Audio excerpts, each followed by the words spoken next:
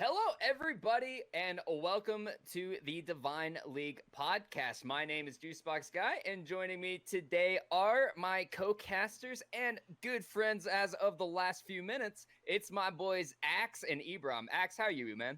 I'm doing just fine. I'm eager to show everybody my killer setup for recording podcasts. Yeah. That's Oh man. exclusively what it's for. Yep. And Ibram, how are you in that nice light blue room? I was doing great until you asked Axe to speak first, Right. and now I just feel like I just feel kind of sad a little bit, but it's okay. What can We'll I say, figure it man? out. I'm going down the line here.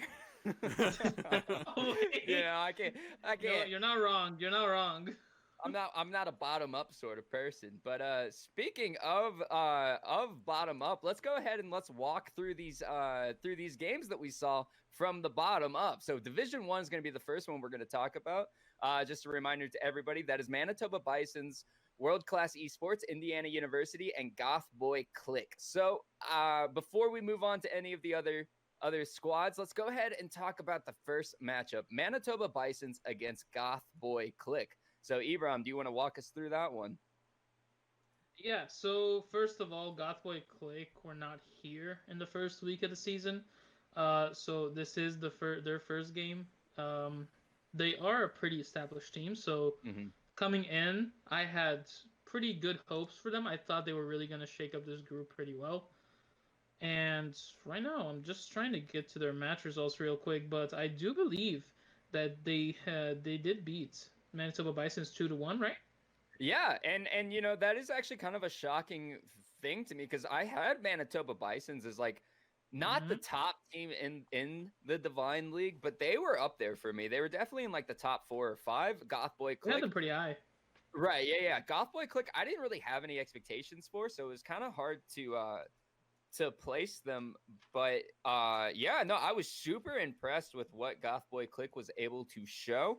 And I think that as a team in Division 1 especially, there's a lot of hope for them, because after watching the other series and this one, they may just kind of be looking at like they are the strongest squad in this division. Yeah, I'm pulling out the information for that game real quick right now. So I believe first game did go to Manitoba, Right. and then Gothboy Click did come back the next two games. I believe you wanted to talk about that third game which looked like it was gonna go to Manitoba, but it actually went to Gothboy Click. Yeah. Let's get into that a little bit. So the first two games, Yes, I'll let's. just whatever team you were looking at, whatever team won it, they just won it pretty handedly, right? Like the first game, Manitoba Bisons came out swinging. They picked up a bunch of early kills and just kind of translated that into the win. No big shocker there. The second game, Goth Boy Click, Manitoba Bison made a very, very early invade and gave up a triple kill to a level 1 Ash. So you can plug it in from there and figure out how it goes. But not level 3, game 3, that was the one that was actually a bit of a contest. And I personally think that the fact Manitoba Bisons didn't win it is astounding, because they had 4 men dead on the side of Goth Boy Click. It was like 27 or so minutes into the game. So death timers were around 40 seconds. And Manitoba Bisons knocked down the inhibitor with 30 seconds left on the death timers. And rather than finishing out the game, they play it safe, pull back, which allows Goth Boy Click to take several key team fights around the map. And then they just win the game, because eventually they just had a stronger team fight composition. And then that's basically all that happens. It looked like Shen was a huge factor in that series. Like I believe it was picked or banned in all three games. We were seeing it picked up by both teams for top or jungle. And that third game, you really saw. I was coming in, I was looking at Gothboy Click's top laner Amushishi to be kind of an X factor for them coming into the series. But I was really impressed by their bot lane, None of Zed and Gothboy. I believe it's GBC now, who are their bot lane looks really, really interesting. Yeah, and if you're the other, if you are the side of Manitoba Bisons, you have a really good bot lane, right? Like Alidus is one of those ADCs. He's a very impressive dude. He knows how to carry a game, and just to see their bot lane be so ineffective, not necessarily throughout the series, but just not have the impacts you want, it makes you look at the Goth Boy Click and think, wow, maybe these guys should just be considered the favorites of this group, because Manitoba Bisons were my favorite of the group. And this is kind of a bit of a shell shock for me. Yeah, it looks like so far it's a spicy group. It's the only group where every team has the same record. They're all 1-1. The second game of the group was the one we actually had streamed. We kind of had a bit of difficulties. We couldn't get the first game for you guys. Right. Axeman would know here. That was rough. We got there in the end, though. Yep. It's not about the start; it's man. about the finish. But one quick thing I do want to say is, so yes, every team is 1-1, but that's because Goth Boy Click assumed the defeat that Dark Pulse had in the first week. So that is the only reason why they're 1-1. If they play like they played last week as well, I'm pretty sure that they would be the 2-0 team that's leading this group here. Yeah, you could see them being the 2-0 team. I believe they're playing Indiana next week. Let me make sure. No, it's Manitoba that's playing Indiana. Goth Boy Click is playing World Class. Yeah. Talking about World Class, do we want to get into that game? Yeah, let's talk about it. World Class versus Indiana University. And I got a good bit of heat for this game. So this is the one that Excellency covered. So fortunately, all three of us were well invested in this bad boy. And one of the big critiques I have for the side of World Class is their support in Fly. And he proved to me that he can have a big impact on Yuumi, right? All three of us saw that. Like, if you put this guy on Yuumi, he's going to have a big impact on the game. What I'm still suspicious of when it comes to Fly on World Class, how does he look when he's not on Yuumi? I don't know if you want to talk to me about Yuumi really quick and how she interacts in the game as a champion, but we can all agree that Yuumi doesn't really play like any of the other 100 champions in the game. It's not a normal champion, right? I mean, there's a lot of interaction. I mean, you got to pick your battles as far as like when you want to jump to another ally, when you want to activate that shield by jumping onto somebody. But by and large, yeah, I mean, if you just kind of want to panic and just jump on somebody and stay there, that's something you could always go for. And you can't do that with stuff like Thresh. I think we saw him on Thresh Fly in game 1. And he just took some gnarly trades in the early game, man. I think he might have given up first blood even, but it was real bad. He was hitting some good hooks from time to time. I think if you like have that thought process in your head, hey, I'm gonna play Thresh, you have to at least be able to hit some hooks. But yeah, things like positioning, stuff like that can be really, really rough for Fly. So yeah, Yuumi was a great pickup for them, and they clearly had a lot more success with that. Yeah, and so far, that is the only 2 wins they have for the season is on Yuumi. So I still have question marks about World Class, but you know what? Results are results. And they did take that series in 2-1 fashion. And so go ahead and, Axe, I want to hear from you. Talk to me about what your expectations are for World Class now that, they came out of week 1 looking pretty shaky, and then they got into week 2. And now they do have a series win, but it's potentially on, like only with like a single champion in Fly's wheelhouse. Now, again, I just want to say I'm not flaming the guy. I do have respect for the player, Fly, my guy. But I think it's a valid concern. This Yuumi one-trick loser, says JuiceBox. Oh my goodness. Hold on. No, I think it's onwards and upwards for World Class. I mean, it was funny. We watched that series with them having the big comeback, and everything was like, oh my God, World Class, they're back in the game. After you mentioned a shaky week 1, man. I don't know what happened that week, but like even their academy team down the lower levels is like leveling up too, and they're having a lot of success. So I think it's all coming up World Class right now. I think they've leveled up their roster. I think they're hitting the scrims hard, and I think they're only going to get better. I really think that this group is all about Goth Boy Click and world class. Now, one of those is a little bit more set in stone than the other, right? I would still say world class is kind of a wild card after week one, but they looked real good, man. That comeback, that comeback, that series made me think that they could beat anybody. It was just kind of about their ability to figure things out mid-series, and that's always a bit of a question mark. So, yeah, I'm really excited to watch them play again. As for the whole group, I still have pretty good hopes for Indiana.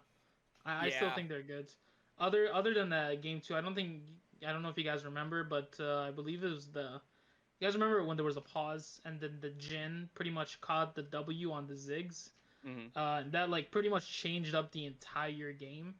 And if Indiana wins that second game, there's no third game. There's no world class coming back. So I think that one pause might have pretty much really hindered Indiana's hopes to win. The tactical pause. Yeah. And I don't know if you were actually watching it on our end with us, but it looked pretty sketchy from the chat. After it, teams were not liking what was happening.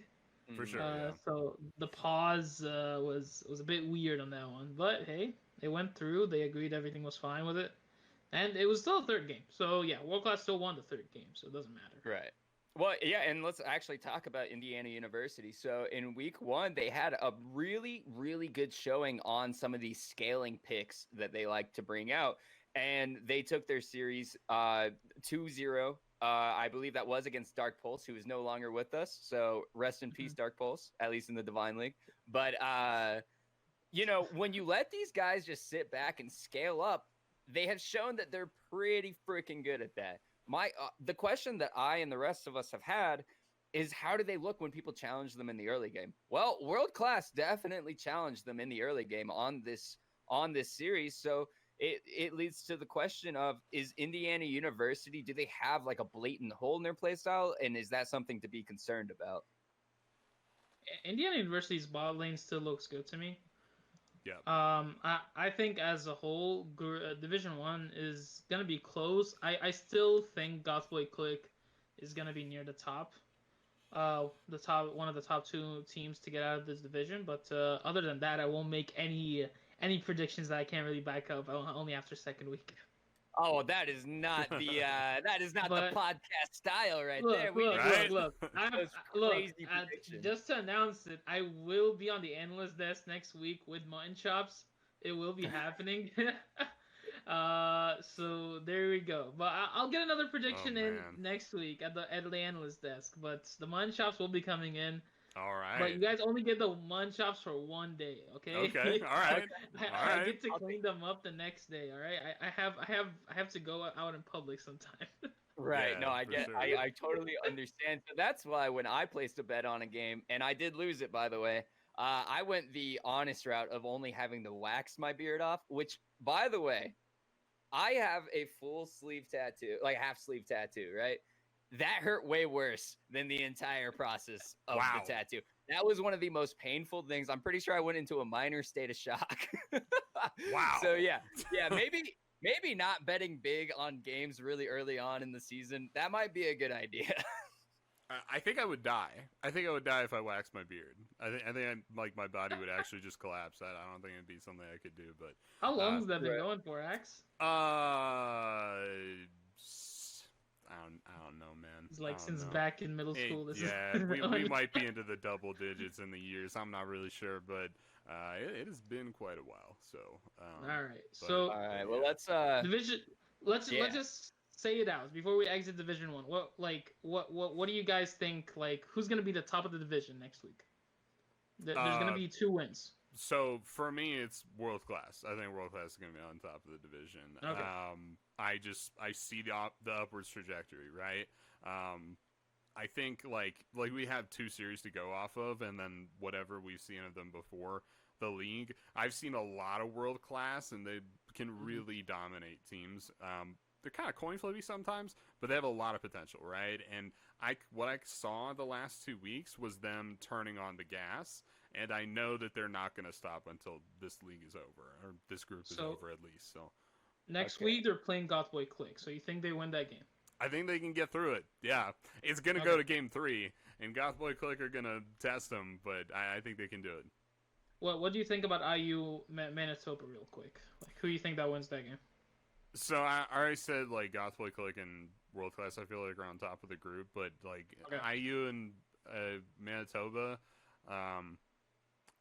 So IU had a really strong game 1 this week, and it was super dominant. It's just kind of like it sticks in my mind that like they lost that series. You know, it almost seemed like it had to have been Yeah. a mental thing, right?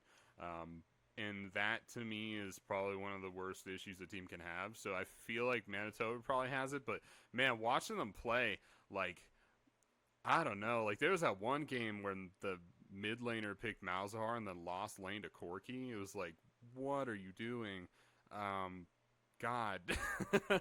But yeah, I don't know. I think IU probably takes it, but it's not Okay. gonna be by much. It's probably not gonna be pretty either.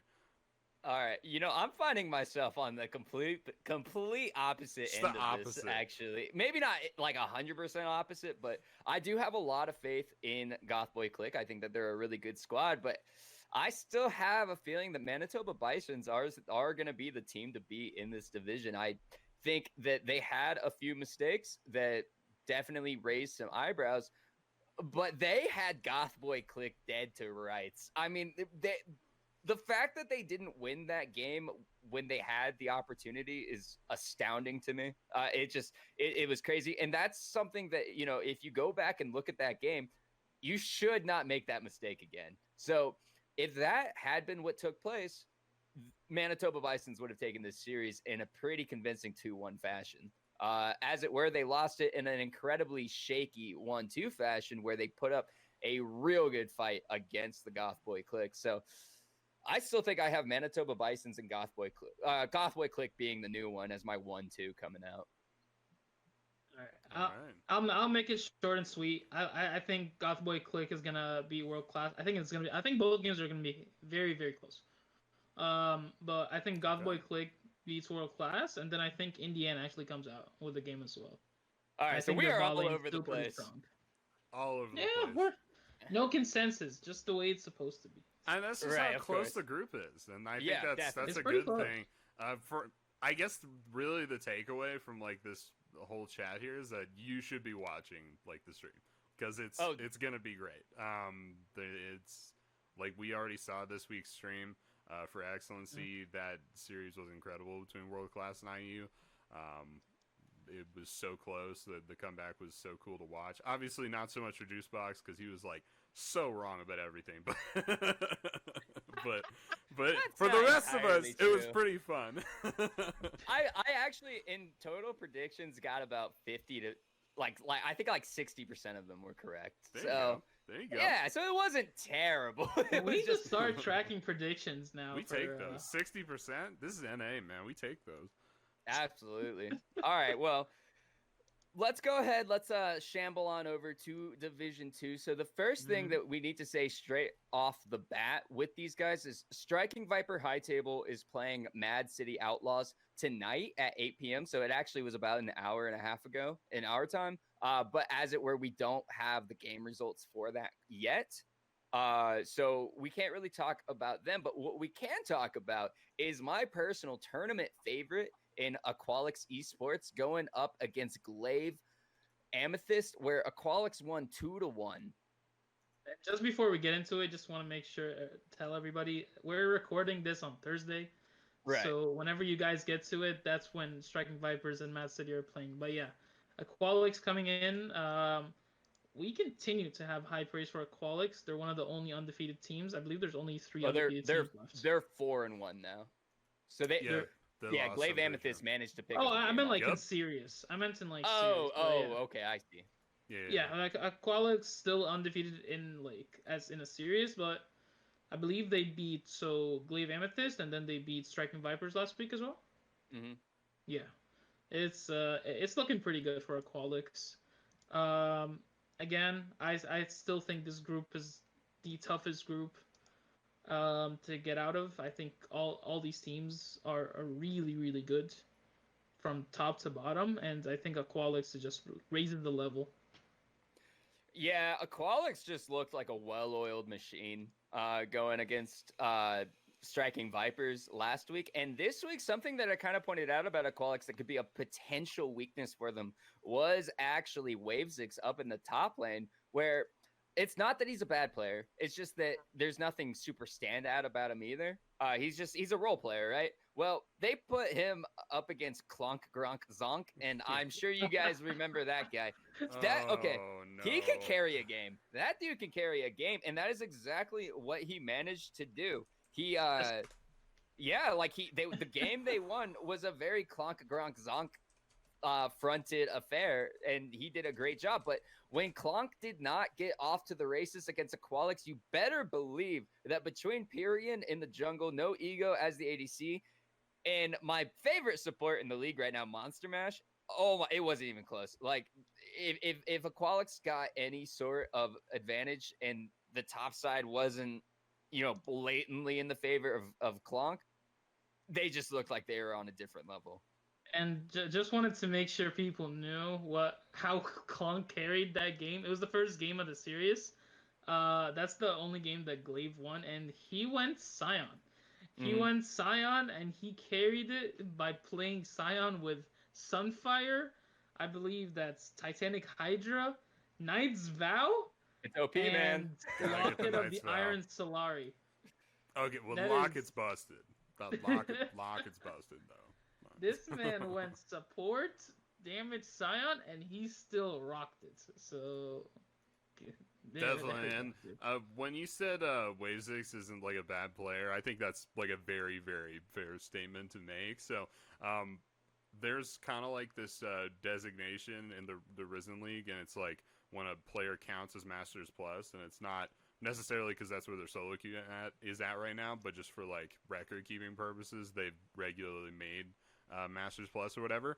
And then they're actually marked on all the rosters so you can see like, hey, these are like the top tier players or whatever. The vast majority of Masters Plus players in this league are top laners. So like Wavesix, they were kind of not going to have a good time from the start. I think they're soldiering on fairly well. Clonk Zong, by the way, definitely Masters Plus. I think he's D1 right now. But like, yeah, dude, he's a crazy player. If you could beat somebody on Scion right now, I don't think you can lose to them. I think that's how that works. But yeah, it was a crazy showing there, and yeah, that's well, the next two it's just a great games point. still, but like he's still looking good. Yeah, for sure.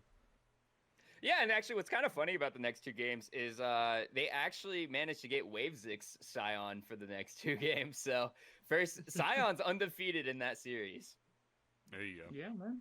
Scion's a big boy. Scion busted? Scion's a big boy. Scion broken? Yeah. Anybody? I miss the Scion meta. You guys see the Scion jungle buffs? I did No. not, but In now I need to 1020? see them. They're Okay. coming in 2020. I think it breaks the meta a little bit, so keep an eye on that. All right. That's gonna be really exciting to watch. But okay, so yeah, let's just go ahead. Let's talk about Glaive Amethyst a second before we go ahead and maybe talk about the division as a whole. There was promise, as for those games. Like Clonk obviously is going to be a very good player, and I do think Vark and Trivia Boy are the best bottom duo maybe in the entire league. Those guys are insane to get, especially together. Trivia Boy did not have the best series this time around, but at the same time, it's not like he got rolled over, right? He just wasn't able to have the standout performances that I want to see from this guy. Vark, on the other hand, I still think that he was an incredibly talented player throughout the losses that they sustained in this series. So I think when it comes to Division 2, it's got to be these two teams, right? I wouldn't count out the rest, but if I had to like go for it and predict the last two teams that would make it out, I do think it's these two right here, Qualix and Glaive Amethyst. I came in with really high hopes for Glaive Amethyst. I think probably their biggest weak point in my point is their jungler Doobie. Mm-hmm. He just doesn't look to be as standout as the rest of the players on his team. Maybe that's just because I have high hopes for the rest of his team as well. I'm a big fan of Yule in the mid lane, Clonk of course, and Vark and Trivia Boy in the bot lane. So I don't know. Maybe we just need to see better showings from Doobie that will really raise the standards for this team. What do you think, X? So I think they're probably pretty good. I don't know if I want to like judge their overall value as a team based off their like series with Aqualix. It'd probably be one of the best teams like in the league, right? So, to win it all, you got to beat them though. So they got some serious growth to do to be able to overcome that. But they took game one, so they're not that far off. And I think they're a pretty good team. I think they're gonna definitely be up in the top half of the league if we're looking at the end of the season there, and definitely making playoffs and all that stuff. All right, well, let's go ahead and let's keep this boat chugging along here, and let's go to the Division 3. Let's get our predictions first. Let's do you want to? Okay, I thought we just said okay. Well, like I said, Aqualix like won. Just for next week, the matchups, yeah. Oh, well, Aqualix is going to beat Mad, and Glaive Amethyst should beat Striking Viper High Table. You think it's just that easy? Hey man, I agree with that.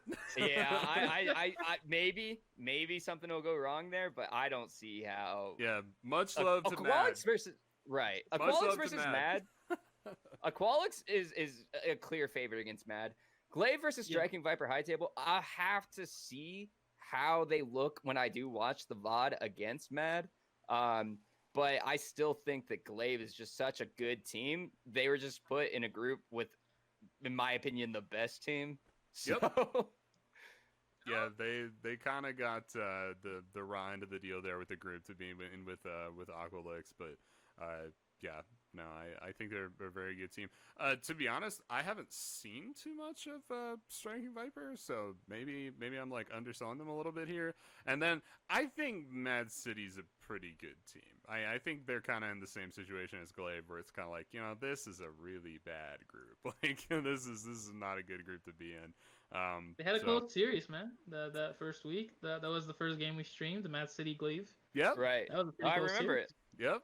It was pretty good. Yeah, so I like Mad.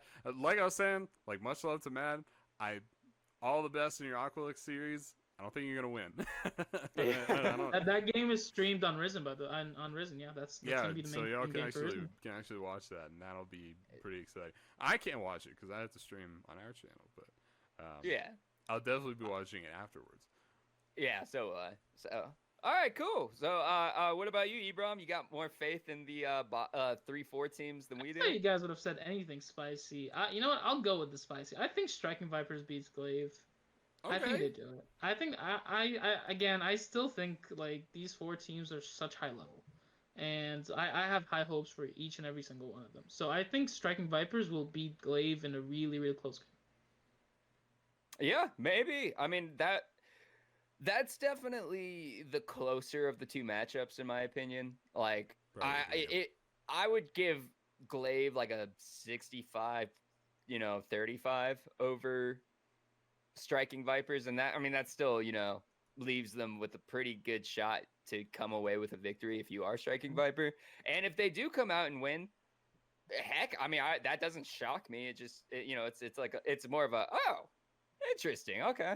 Just clonk diff, man. Just clonk diff. Now, if Mad beats Aqualix, then I will be shocked. I'll be like, what is happening? That'd be a big upset.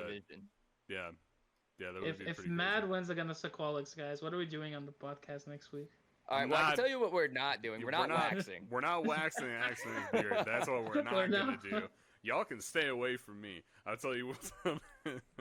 Oh, man. All right. Do we release the video that we did before, the test video that we did for this? Oh, no.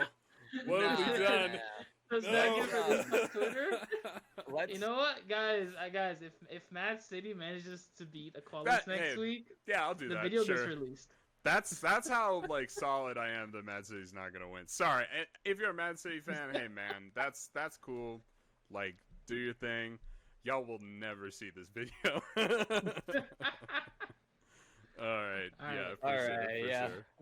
let's go ahead. Let's Jeez. move the party to Division 3. So Division 3 has Soulbound Mirage, Lost Collective, Akuma Claymores, and Glacial Esports. And the first series, a little bit surprising. Soulbound did win 2-1. I did expect Soulbound to win. Did not expect them to take it 2-1. The second one's where I'm pretty surprised, where Glacial Esports beats Akuma Claymores 2-1, Yeah. and what was actually It's crazy. fairly convincing fashion. Like Glacial just looked like the straight up better team that time around, and they didn't have the my previous least favorite support in the league, Jack Frost. They managed to whip out their. I think Jack Frost was a substitute, to be fair, but wow, what's his name? I have it right here. I just got to find it really quick.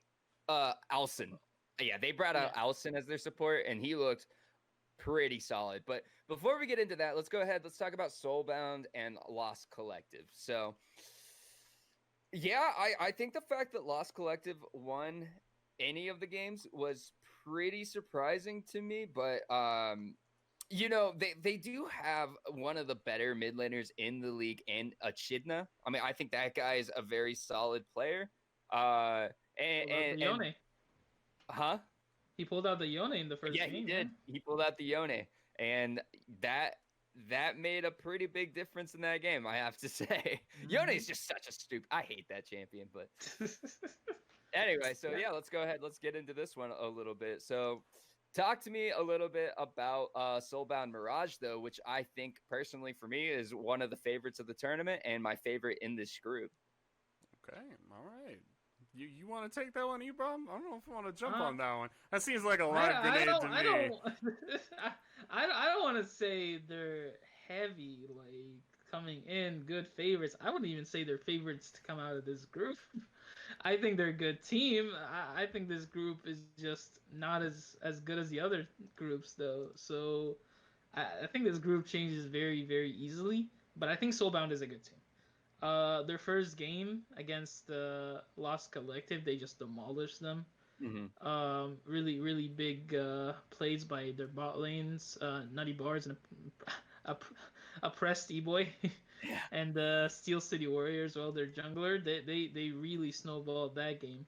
They lose the second game again in a pretty good loss. Like it was a really, really heavy loss. Like it was not a close loss. It was all Lost Collective. That is true, but what I will say about that second game is No Brain was on that Olaf, and he just ran over the game, right? So when you get a champion like Olaf and he gets off to a really, really good start, that's just what happens sometimes. I mean, we've all been run down by a 10-2 Olaf. There's nothing you can really do except for just sit there and smile, maybe snap one last picture before death gets you. Normally it's me doing the running down, but yeah, I get what you're saying. Yeah. I'm a support main and I main Bard, so believe me, I can't get away from an Olaf. They don't call me the Axeman for nothing, but yeah, to be honest, for me, I think probably the biggest thing, and this, I guess, is the first foray into spicy takes I'm making on the podcast here. I think Akuma Claymores kind of threw that series. I think they're way better than that series showed. When you take a look at game one, I mean, you don't even have to like watch this game to understand what happened. They take a look at the draft here from Claymores. So they got Mordekaiser topside, fine, whatever. Rek'Sai in the jungle, okay. Lucian mid, and then MF Nautilus in the bot lane. This isn't a bad comp, but these are like fairly new champions to the meta, right? Rek'Sai recently just got super good. MF recently just came back to the meta. There's no way you could have practiced this comp enough to be good at it enough to play it in Risen Divine League like the same week it becomes meta, right? Unless you were previously practicing Rek'Sai for like some reason or MF for some reason, you're just not going to be able to execute this comp well at this, like on the night that they played it. So I think they kind of trolled that first game. They lost an easy one. They come back in game two, much better game. They're playing like, way better champions for themselves anyway. I mean, it's a lot of pocket picks, right? And then game three, it came down to the wire. They kind of coin flipped a little bit, and that was the closest game of the night. I feel like if Claymore's I don't want to say like take it seriously, because I think picking the meta is taking things seriously, but I don't know, just maybe picking things they're a little more comfortable with, or things you practice more, and you take this series like easily, like a 2-0. So yeah, I was about to say I don't agree with you on that first game. I like, yeah, I get what you're saying. That I just have a completely different problem with it. I think Rek'Sai is one of the best junglers in the meta right now. I think Misfortune is really, really good ADC right now. And if you don't pick them and if you don't have them practice, then you're doing something wrong. My whole thing with this comp, mostly two things, is that you're putting your only magic damage as a Mordekaiser in a top lane that's not gonna win lane very hard. It's a Camille. That doesn't help you that much. Also, because he is your only magic damage, the rest of your team is AD, and why did you pick Lucian? Like, I know it's really good in the meta right now, but Lucian means you win lane. And when you get stomped by Kitty Azure like that, but I mean Kite Azure, my fault. Kite Azure, again, one of my favorite mid laners in this entire tournament. And I don't think you pick Lucian, a champ that's supposed to win lane, against someone like Kite Azure. It's a great point. So like, not only that, but so you mentioned it's like it's all AD, right? But also like you said, like you pick Lucian to win lane, right? You pick MF for a lot of the same reasons, right? It's an early game champion. You can also use it for early game skirmishes too. Look how many dragons they got. 1. What were they playing around? Like Mordekaiser with this like OP jungler and 2 ADCs down the bot side that had tons of lane power in the early game? Like what's happening there? And that's what leads me to believe that like y'all didn't practice this. You picked it because it's OP, right? And I know they're better than that. So I think go ahead. Go ahead. No, I was just gonna reiterate that they trolled game 1, Gotcha. but that was all. I think, you know, after watching the VODs for that game, they lost lane. That was the bad start that obviously puts a composition like this kind of in dumpster fire territory. But they got so desperate that any possible fight that they could take, they went for it because they didn't want to get left behind in scaling, and all that did was exacerbate their issue, right? So they fought for almost every dragon and stuff like that when they were already like 6k behind or something, you know, along those lines. And so of course this game's going to look absolutely terrible for Akuma, but that was just because, you know, they were hanging on to the cliff with just fingertips, and, you know, they just could not get themselves out of the hole they dug, so therefore they kept digging it deeper. So I would actually say I agree with you in a way. I do think that Akuma is a lot better than they showed here. I still have them as one of the better teams in the, you know, in the league. This definitely shows some new weaknesses for me when it comes to Akuma, but more than Akuma, though, this was just a very surprising performance from Glacial, because they had to look like one of the worst teams. I had them as the second worst team coming out of week 1, and then they come into week 2 and beat Akuma Claymores in decent fashion. You know, they won. Well, yeah. So rather than a knock against Akuma Claymores, I think that this should more be a triumph for Glacial Esports. I think that that is really should be the takeaway here. Yeah, for sure. It's a great that. point. Yeah. You know, build people up instead of knocking other people down. But yeah, no, it's a great point. The JuiceBox way, isn't it? Yeah, the juice. No, if you watched the first podcast, all I did was just it was like whack-a-mole. Whack-a-mole, and it was sponsored by Lost Collective, Dark Pulse, Glacial, and there was another one that I can't remember. They flamed the team so hard that Dark Pulse dropped out of the league. They sent an email into the league. They were like, yeah, we're leaving. JuiceBox Toxic, man. I don't know what's going on. JuiceBox guys are a real a-hole. All right. So what are we thinking about Lost Collective, though, as a team? Because I still think they're good. I still think they're a pretty good team. Like, they lost 2-1 to Akuma Claymore's first week, and then they come in and lose 2-1 to Soulbound. But their wins look good. Like, their wins look really good. Like, I don't get it. Like, what's happening? Okay, I think the primary issue when it comes to Lost Collective is they have really solid fundamentals when they're on top. When they have a lead in a game, they look really solid. They do not know what they're doing when they fall behind. And so if Mhm. you take a composition that has any early game presence at all, Lost Collective just falls apart to it. And that's a really bad problem to have, especially if you're not going to be coming out hot every single game, getting big leads, right? Because you're not. I mean, that's just how League of Legends works. There's 5 players, you can't control all 5 of them. Um, and yeah, so I think that is really primarily what their issue is. And then even when they do get leads, their mid game leaves a little bit to be desired. They definitely have a lot of struggles uh, dealing with teams who actually contest them.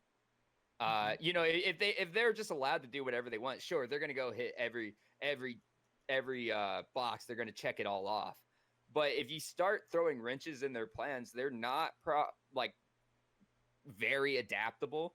So they just I don't know. I just think when it comes to pushing a lead that they've acquired, it's shaky.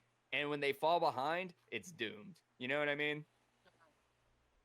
Yeah, They're very interesting to me. I want to see more of them.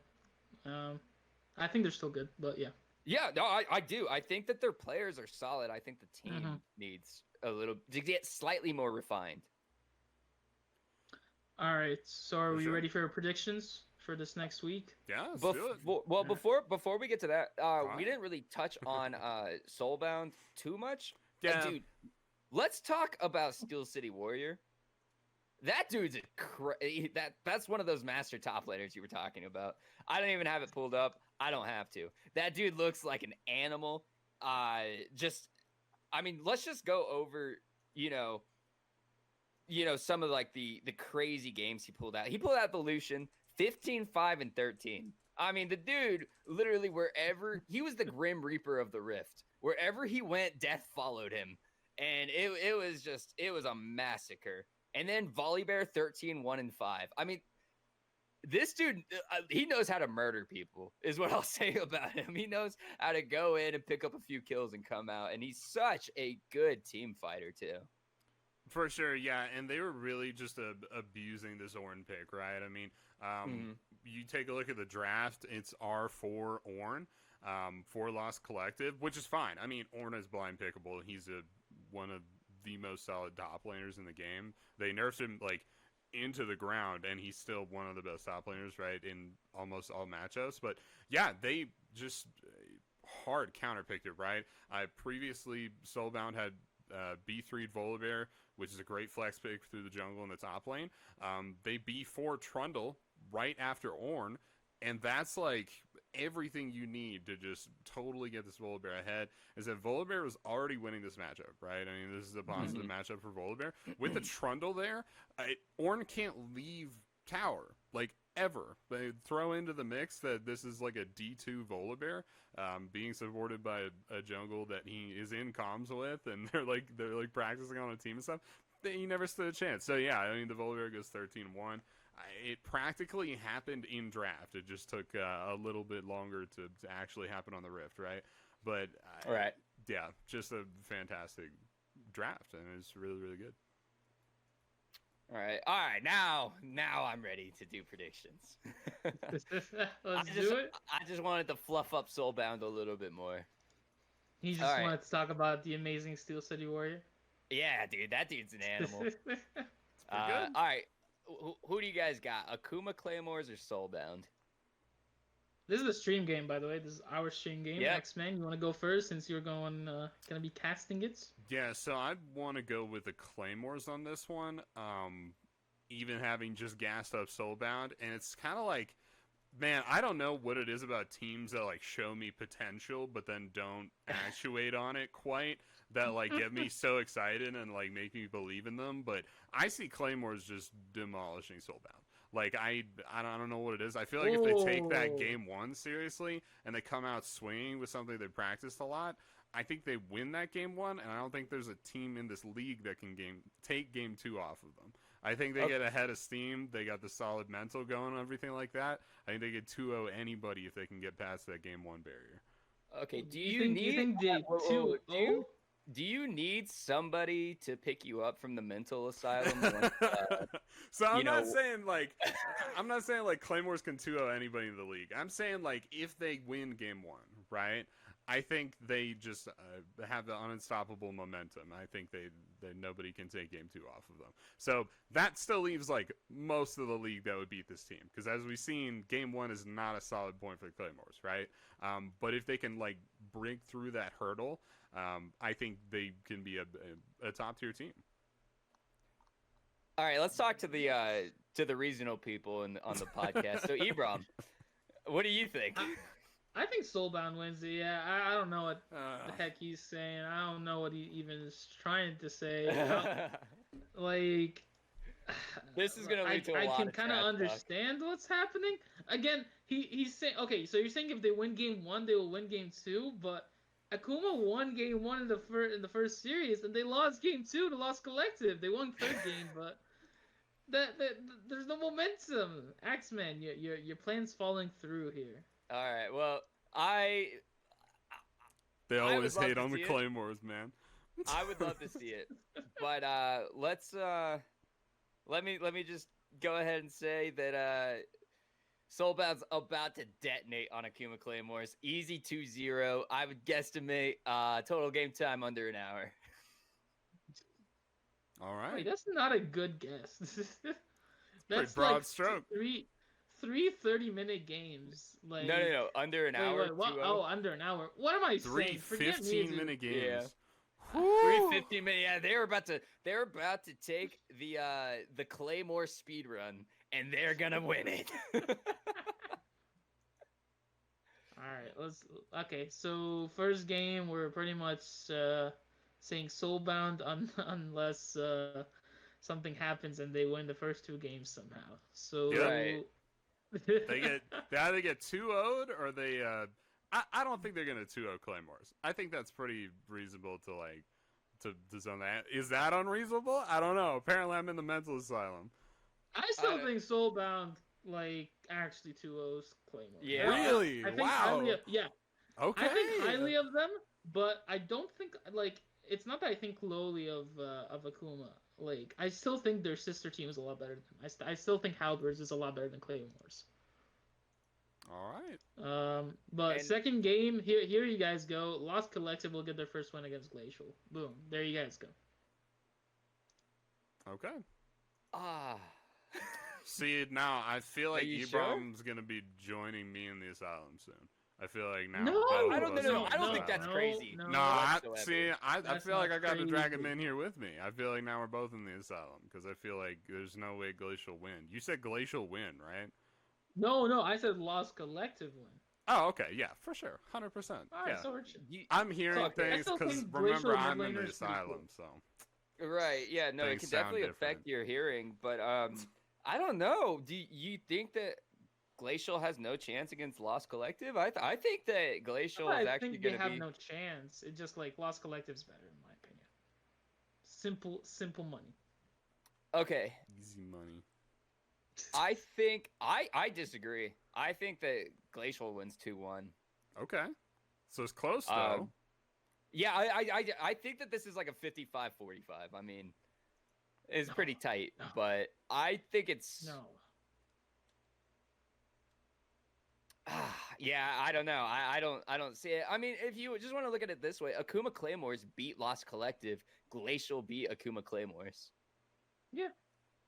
See, I so- still think Lost but Collective. in my head, like Glacial didn't beat Akuma Claymores. Claymores lost it to just Glacial. didn't happen. Yeah, like it's like a little bit of a reverse, but I can see how like you got the rock paper scissors thing going, and that it makes sense. I mean, once again, we kind of talked about this in the first group, is that like it's super close, right? And that's what makes it more exciting.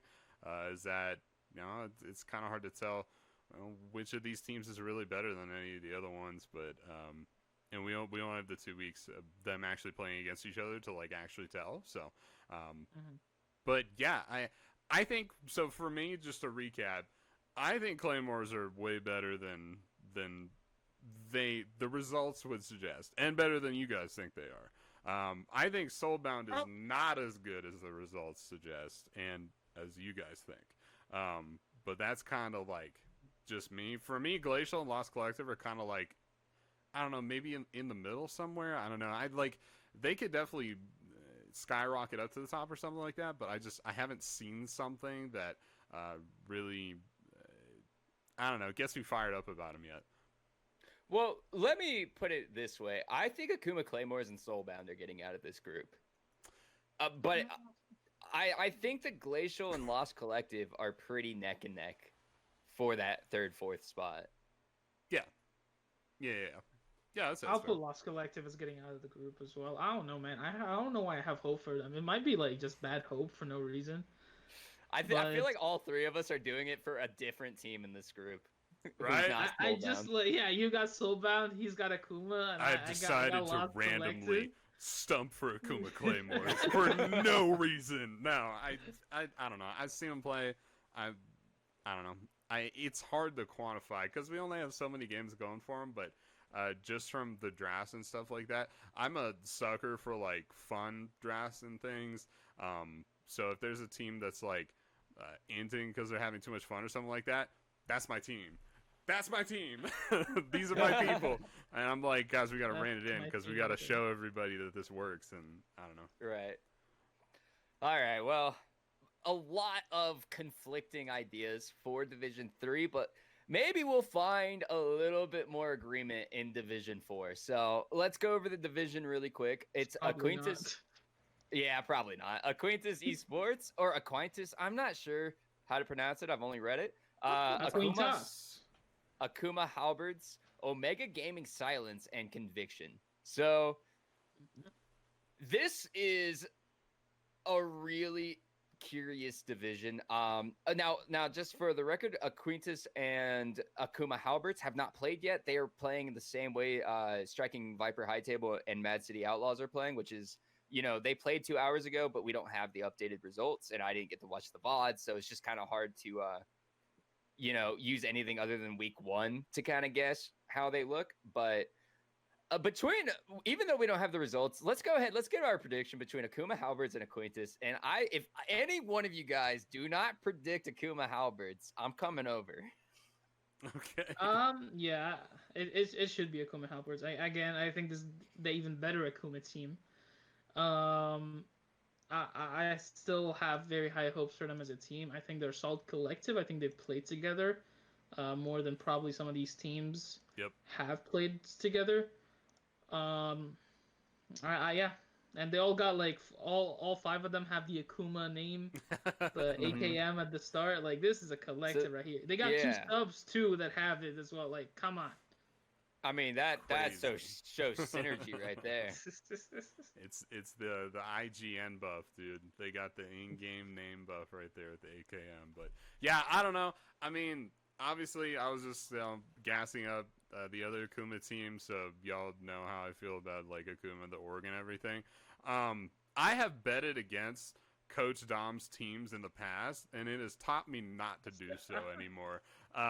The dude has some fantastic teams. If you see New England Stormwolves, I think Lightning or Thunder might be their top team over in Upsurge in the UJL.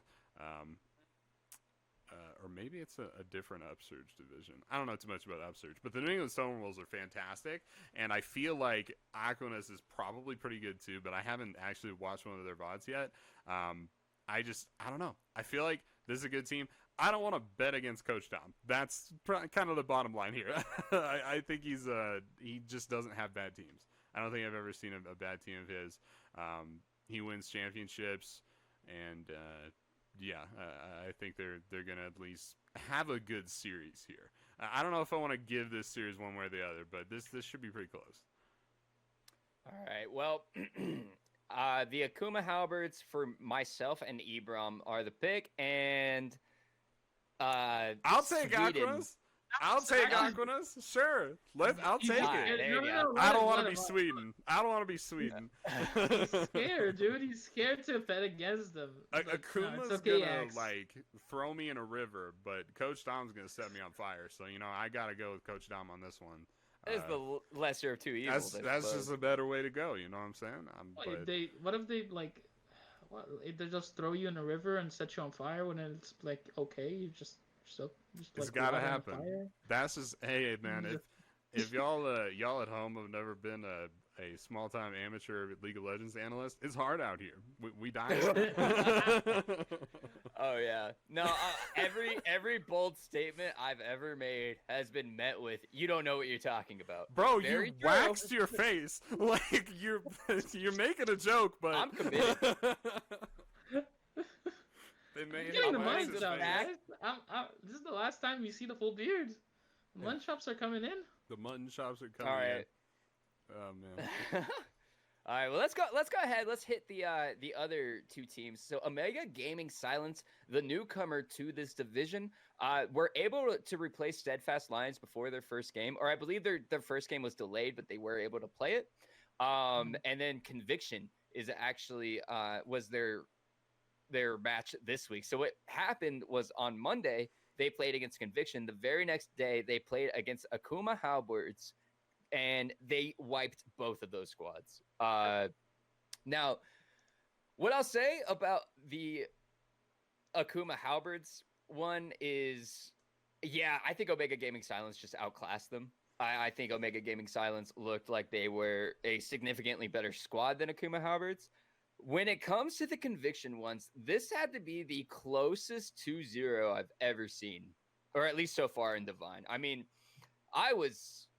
those games could have gone either way, and in the first one, Conviction really should have won it, but Omega Gaming Silence just heroed out at the right moment. Conviction went full dummy mode at the right moment, and the combination just led to a OGS 2-0.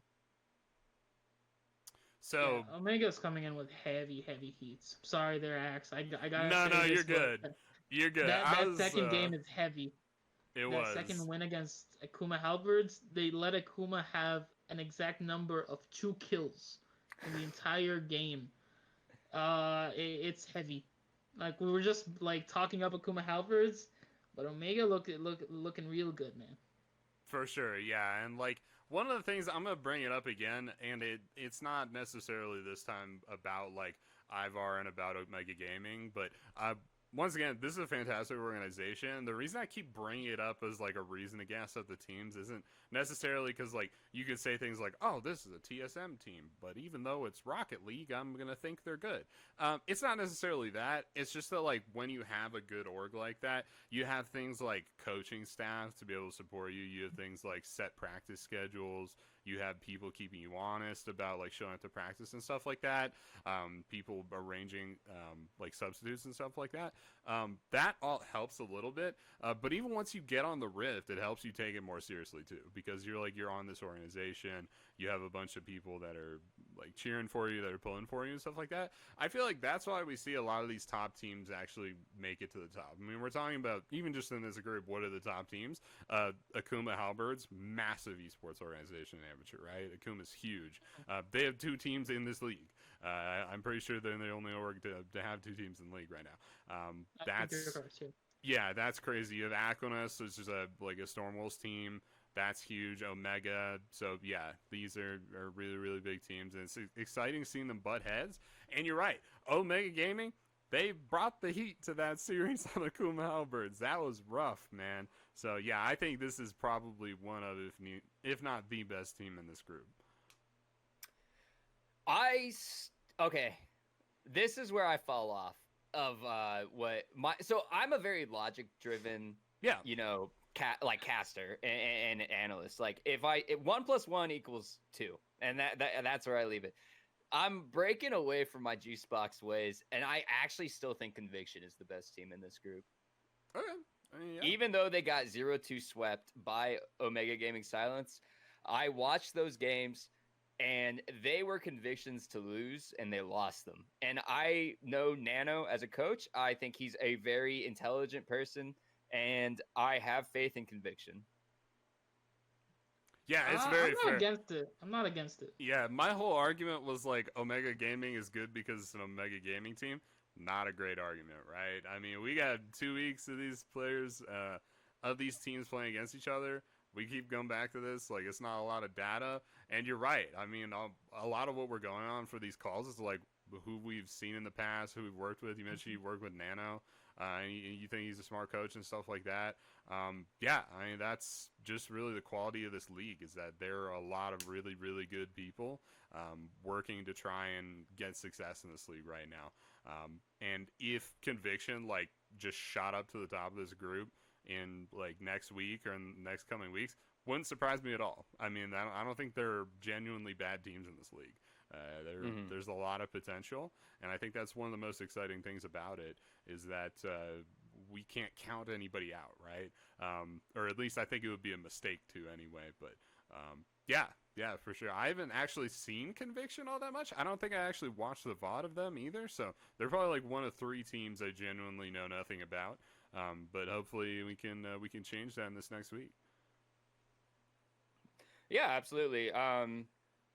All right, so even though we only have 3 total games to kind of go off of for this group, do we want to go ahead and say what 2? Well, I guess you guys want to do our predictions for next week. Yeah, we can do it. All right, so Akuma Halberd's going up against Conviction. My answer should be, pretty easy to assume. It is going to be Conviction winning 2-0. All right. What do you got? What do you got, Ebro? Not that. I don't have that. I still think it's gonna be an extremely close game. I think the Akuma org is gonna pull out the belt and make sure that Akuma actually performs this week. Yeah, this has got to be a Akuma game for me. I think a close 2-1. A close 2-1. Definitely. This could go anywhere, but I think Akuma. Yeah, something I want to preface this with real quick is that I don't want somebody, especially somebody on Akuma Halberd, to like watch this and be like, just JuiceBox thinks we're not going to win. We got this. Halberd, you will lose this series if you don't take it seriously. Like, you'll 100% lose this if you don't take it seriously. We already talked a little bit about Claymore and, like, going into the series swinging and stuff like that. You must bring your A game to this series. That said, I still think they win it 2-1. I think they got it. But, oh, man, like Ebram already said, it's going to be close, and you got to bring that, like, big org flair, right? You got to come in goose stepping, nothing out of place, anything like that, the perfect draft, all of it. And then I think you take this series 2-1. But, whew, if you like drop game 1 or something like that, they'll 2-0 you. Like that, they just will. So yeah, it should be fun. All right, so yeah, we have a slight disagreement on that one, but I don't know.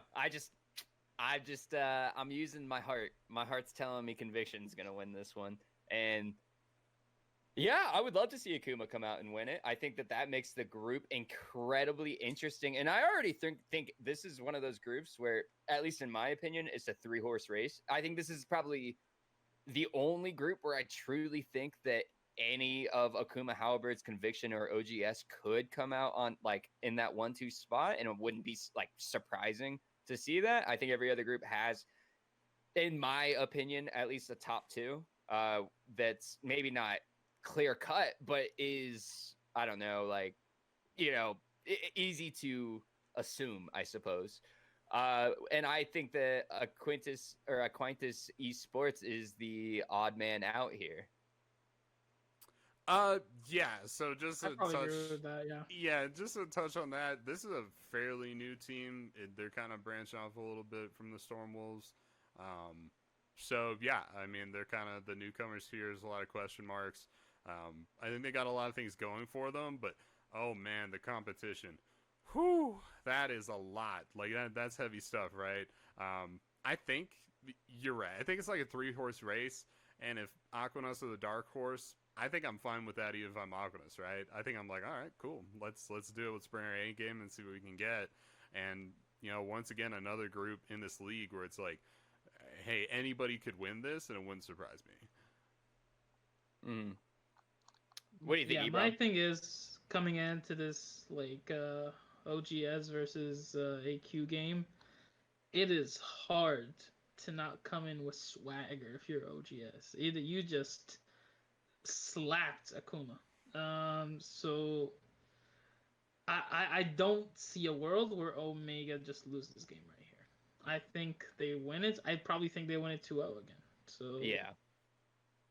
Yeah, I think that's I think that's a pretty, pretty good thing to say. Yeah, I just don't see Aquinas. Even if they do get better as the season progresses, they're not going to get good enough fast enough for this series. So yeah, I go hardcore 2-0 for Omega Gaming Silence. Yeah, and so the thing is, I'm probably going to go 2-0 for Silence as well. I'd like to see 2-1. I think that would be really cool. Obviously, we're always down for longer series because, yeah, we live and die off viewership. So,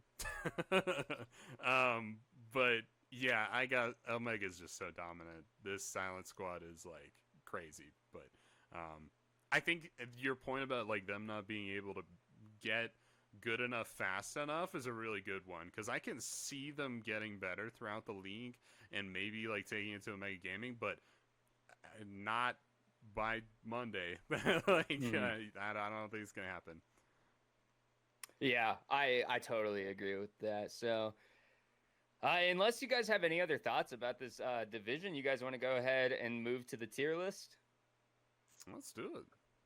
No, I mean, I still think OGS and Akuma are the ones gonna get out of here. Oh, okay. Out of this division. But hey, let's see it. All right. Well, in that case, I do think it's going to be Omega Gaming and Conviction they're going to get out. Gotcha. Yeah, I don't know. I mean, it's early, but it's early. Yeah, it's really early. I would like to see Aquinas and Omega Gaming get out of this division. I think it would be just a really cool story, but also just you're a bleeding heart. Yeah, I'm a bleeding heart, man. Hey, if it's a cool story, I don't care how good you are. You're gonna win, all right? That's my call right now. But yeah, no, I think this squad has tons of potential, and then Omega Gaming are just so dominant that I feel like they're gonna be the two on top. But I mean, we already talked about it's 3-horse race, so calling 2 right now, I don't know if I can, you know? Right. All right, well let's go ahead and hit our tier list really quick. So the way we did this last time is I'm gonna go ahead and give mine since I have mine prepared, and I don't know if you guys have prepared a tier list or not, but if you guys just kind of want to adapt to it or agree or disagree with my tier list as we go, that is perfectly fine. So I'm gonna go ahead and I'm gonna start spieling it off. All right. Let's do it. Let's do it from bottom to top. Oh, you want the bottom teams first? Oh, yeah. All right. You guys are already going to have some problems with this because I think it gets more disagreeable as you go farther down. All right. So coming up in my D tier. So there's only 4 tiers. Last time I went all the way to F tier. I think things are a little bit more clear cut now that we've got, another week under our belt. So it's a little bit easier to start combining groups as that's happened. But starting off in D tier, I only have 2 teams. Aquinas Esports and Lost Collective. No, Lost Collective is not down there. I don't even think Aquinas is down there as well. I generally don't even think there's a D tier in this. Yeah, that's the thing. Is like, what do we describe? What do we like calling D tier? Is like D tier like a bad team, or is it just the worst team? It has nothing to do with the skill level of the team. It has to do with the skill level relative to the rest of the teams. Yeah, and I look at Aquinas play. We're still only basing this off week 1, right? I can't look at week 2 because it's not done. Based off their week 1 performance, where they had the worst performance in the league, which one of these teams are they going to beat in all the other, all the other games? Well, Lost Collective still looks good, man. They still looks good. So to answer your question, in their group, who is Aquinas going to beat right now? That is a difficult question for an Aquinas fan to answer, right? Right. I think you're mostly like pulling at straws and stuff like that, but I don't think it's impossible or even like necessarily unlikely that they take a W on Halberds or they take a W on Conviction. but they got to work for it, right? And we were talking a little bit about like getting better as the league progresses. So I think D tier today, September 24th, a Thursday, is probably okay. I don't think that should be taken like necessarily too badly if you're like on Aquinas or like a fan or something like that. I think it should be more like you have a lot of potential and like we just need to see something. Right. And another thing to keep in mind when it comes to tier lists is this is not a static list, right? This is not something that's going to be this way throughout. This is a dynamic situation. Every week you could jump a tier, you could jump 2 tiers if you play well enough. And a lot of this also depends on how your competition plays, right? Because you could be the second best team in the world, but if there's a clear-cut first team, that's still going to be the S tier. You're just going to be the top of the A tier. Yep.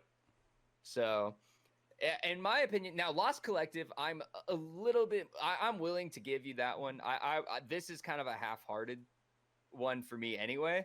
Again, I haven't seen enough out of them for me to have faith in this squad. You know, they've lost both their series so far against what I think all 3 of us considered to be the worst of the Akuma squads and Soulbound Mirage. Now, granted, the Soulbound one I don't take too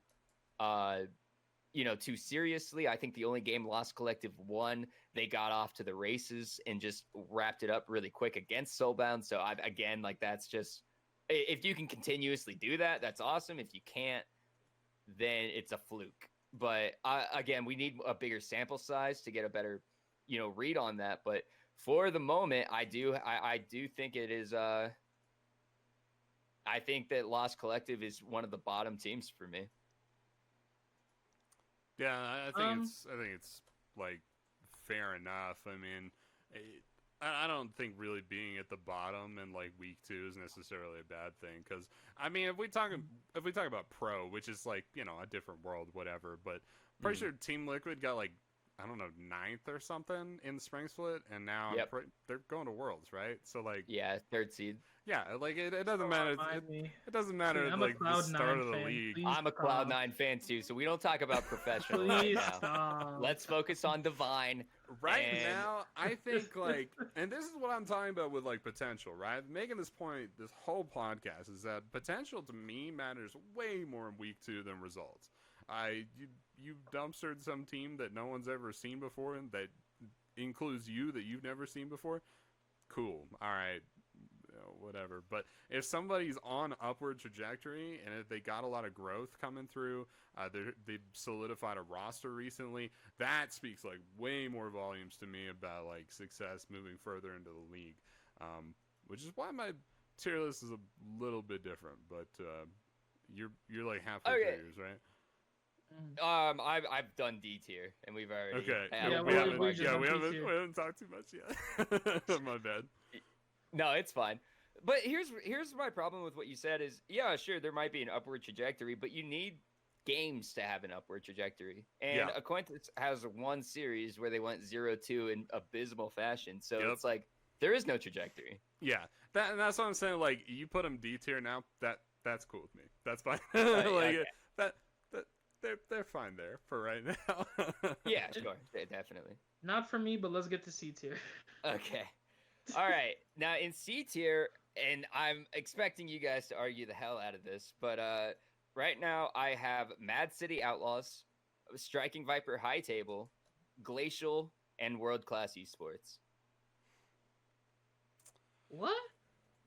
Yeah. Are you alright? Okay, so my only thing would be I think World Class is a little higher, but that's I do have World Class at the top of it, and I was within like a millimeter of putting them into B tier. I just want to see another week before I commit to that. Yeah, no, that's like the thing with me too, and what a lot of it is, but no, because they had Rob. Sorry, go ahead. No, you're good. So you said Striking Vipers, Mad City Outlaws, Glacial Esports, and World Class Esports. Yeah, no, I think that's all fine. I mean, they lost games in the last 2 weeks. That's, for me, that's really all it takes. If you're gonna like try to at least evenly split all the teams out into, what is it? If you go through S through D, it's 5 different tiers, right? Right. Then yeah, Is there an S, by the way, or there's no A? There is Aqualix is the only S tier team. is the only Okay. yeah. So if there's one S tier team, then yeah, there's going to be a lot of teams in the C tier just because you lost games. So yeah, I think that's a perfectly fine place to be. And like even with D tier, I was like, let's start the season, whatever. But C tier, yeah, for me, I would probably expect to be in B or C tier if I was one of the teams in the league right now. I have a feeling your B tier has a lot of teams in it too. So I think that's probably fine. I think world class, like maybe a little bit higher, but like top of C is fine with me. Yeah. You gotta put world class in B tier for me. They gotta be B tier. I would even put Matt City. Whoever wins Matt City striking has to go in B tier as well. I know we don't know who won, but whoever wins that series has to go in B tier as well. But other than that, I'll take the bullet on the other two. Even though, yeah, I don't think there should even be like a D tier, and we should like move it up to a C tier because I think these teams are way too close for it. But yeah. If there has to be a D tier, I think it's fine. But If there has to be it, then okay. Yeah. All right. All right, let's go ahead. Let's move into B tier. So, Okay. all right, I have Indiana University, the Akuma Claymores, Akuma Halberds, which is my top team in B tier, and then I have the Manitoba Bisons, and I want to change it now, but I do have Conviction as the second to top team in B tier. Gotcha. Okay, I mean that's fine. See, like you were talking about, you thought Conviction was pretty good. Conviction made my A list just based off like things I barely knew about. That was like an OP.GG placement. That was like I don't know anything about this team. That they're probably A tier, but yeah, I don't know. I mean, I'd probably put them a little bit higher. I'd probably put Bisons lower, but I don't know if that's really fair to them. I don't know. It's pretty I'm close. fine with this. Yeah, I'm fine with this too. I'm fine with it. I think these teams are probably closer to. I'm even fine with Conviction being in B tier. Okay. Yeah, and speaking of potential, Conviction is the team for me that I have my eyes on to make their way to the top. But again, I mean, you can't lose 0-2 and get away with it. So That's just how it is. Yeah, that's the way it goes. All right. A tier is going to be Glaive Amethyst, Soulbound Mirage, Gothboy Click, and Omega Gaming Silence. Yep. Yeah, that sounds about right. I mean, again, we're putting Aqualix in S tier, so we know pretty much everyone under them. Still amazing. It's just Aqualix is up there. So Right. What are you gonna do? it's kind of there. Yeah. I mean, it's tough not to put Omega like higher up like than these teams and like having an S minus tier or something like that. But if they have to be I'll put them on the top of A. Like I think Omega is really, really good. Definitely. Yeah, I agree with you. I think Omega Gaming Silence is. I don't have them as my top because I didn't know. I don't know enough about them yet since I haven't watched. I've only watched one of their VODs and I want to watch the other one before I really start keying in here. I think Glaive Amethyst deserves a huge shout out because they took a game off Aqualix and Aqualix looks ridiculously good. Gothboy Click, I mean, look very solid as well from the one series I did watch. So I have to give, and you know, they beat the Manitoba Bisons, who I still hold in at least somewhat high regard. So I give them a lot of credit for that win. And then Soulbound Mirage, I mean, I'm a fanboy for the team, I guess, but I like their style a lot. I think they're a really solid team. So for sure, yeah. So I think like the biggest difference between my tier list and yours is that I have Omega Gaming in the S tier, which isn't like even that big of a difference. I guess it's just more that I have 2 up in the S tier, because I think Aqualix and Omega Gaming are going to be. And once again, this is coming off of the season where C9 dominated all season and then didn't go to Worlds. Please stop. Axeman. So putting 2 teams at the top of the leaderboard at the start of the season is not necessarily like a great place to be, right? You're probably thinking, maybe put me there later in the season or something. But yeah, Omega Gaming, Aqualix, they're top of the board for me right now. I think pretty much everything else matched up. I mean, I have Glaive Amethyst in the middle of B tier, but that's not like the argument you made about them taking a game off Aqualix was a good one. I think that's a fair argument. Glaive is up there, man. Glaive has got to be up there. Yeah, I think Glaive is really good. Glaive is pretty good for sure. And I really like Glaive, so I hope they're not too offended by the B tier placement. But that's just kind of how it panned out for me. I don't know. I was on a real thought process about just results, I guess. When I got up in the top side, because I don't want to put people up in S or A if they've lost or anything. So I don't know. They lost to Qualix in a 3-game series. Yeah, I know. That's I know. Trash. That's right. So out. Well, I see. That's the thing. B isn't a bad tier. I play B tier champions in solo queue. Hell yeah, let's do it. I don't know. Look, get me I'll play anything in Fiddlesticks solo or whatever. queue. Well, yeah. I'll play anything in solo queue, but That's you're true, me taking too. a beat from a score from a test home, and you think it's okay? But we take those It's tough too. out here, man. We take those too. We'll take them, but it's gonna be rough. At the point of college, I'll take a C home. Yeah, give me that passing grade. Give me that passing College is grade. different. For sure. I think everything else lined up though. You had world class in C tier, and I think mine was B. Other than that, I think everything was the same. So that's kind of crazy, but yeah, I guess we're kind of in sync there. But I like how you say Aquinas is gonna win out, and you're like D tier. Yeah. So I don't know. It's tier lists are dumb, man. Man, don't pay attention to tier lists. I don't know. Don't watch the podcast. If you've gotten this far, don't watch it. Definitely, yeah. Agros, please turn off the podcast. No, but I think they're gonna shoot up, and like you said, it's not a static thing. Right. And that's the thing is that in the group they're in, it's very risk reward, right? Feast and famine is that if you go 2 more losses the next couple of weeks, right? That'd be bad, right? You all our tier lists are gonna be yo, you're at the bottom of the group. You're probably C tier, D tier because you can't win a game or something like that. If you all of a sudden take a couple of games off of Qualix and off of Kuma Halberds, that's not something we can ignore, right? So it's very much you have a big opportunity here to make some pretty crazy things happen. It's going to be difficult, but if you can pull it off, that's going to be pretty crazy. We're going to have to put you up on a big tier list if you take down a Qualix, right? So yeah, I think they're, once again, going back to potential, I think they can really make some big things happen, but we just got to watch and see. Yeah, for sure. And speaking of, the season, it's such a short season. You have 6 games, right? You have 6 games or 6 series rather, to determine whether or not you're getting into the playoff bracket. And so that's why when you look at some of these squads, right, you look at, I forget exactly who the completely defeated squads are at this point, and we still have 2 games with, I believe both squads are 0-1 in their respective games going into it. So we're going to have 2 completely defeated teams after week 2. And then I think there are some other teams as well who are completely defeated. I just have to look through it and figure it out really quick.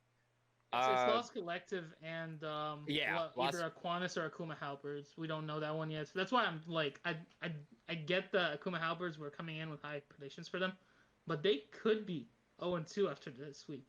That's just the group, man. They could be 0-2. They could be 0-2. Aquinas could be 0-2. Striking Viper High Table, Mad, all these teams could be 0-2. And I think, yeah, you're right. Lost Collective right now is the only team who is 0-2. And so they need the other teams to help them at this point, right? You can't lose another game if you're Lost Collective, right? Trying to get out of a group at 0-3, the odds are very low. I mean, I don't know exactly what they are, but I think it's possible. I mean, it's 3-3. definitely possible, but I'm just saying you kind of need one of the other teams to crap the bed Yeah. and drop a few games in a row. So You're probably gonna go to like some sort of tiebreaker or something, but I think it's possible for sure. but all I'm saying is Lost Collective, they should not lose another. If they want any chance at the playoffs, they really don't want to lose another game. And they still have to run back the 2 games they did lose, plus the third opponent that they haven't even played yet, which is Glacial, who is looking a lot better than they were before. I mean, just to kind of set the stakes for it all, like some of these teams are already looking at the exit door. Yep. It is do or die for sure for a good, like, I would say bottom quarter of the league right now. Are like looking at some very I don't know, serious ultimatums about what they need to do in the league the next couple of weeks. And yeah, it's just real short. You got to bring your A game. That's what I was talking about. Going back to the Claymores, man. Got to come in swing on game 1 because you only get 2 shots. That's it. Yeah. Oh man.